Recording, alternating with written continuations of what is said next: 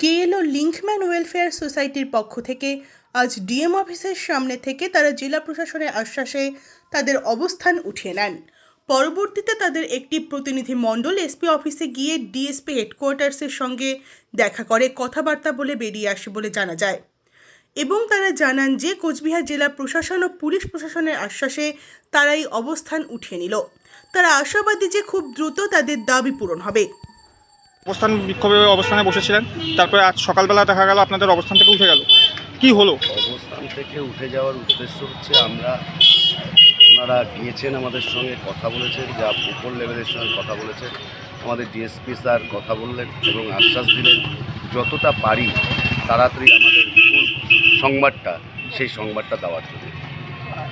কিছুক্ষণ আগে দেখা গেল আপনাদের একটি প্রতিনিধি মণ্ডল এসপি অফিসে গিয়েছিলেন, সেখানে কি হলো? এইখান থেকে তো ডিএসপি স্যারের সঙ্গে আমরা দেখা করলাম, দেখা করে উনি আশ্বাস দিলেন যে যতটা তাড়াতাড়ি হওয়া সম্ভব আমরা তাড়াতাড়ি করে দেওয়ার ব্যবস্থা করছি। আপনারা তাদের আশ্বাসে খুশি?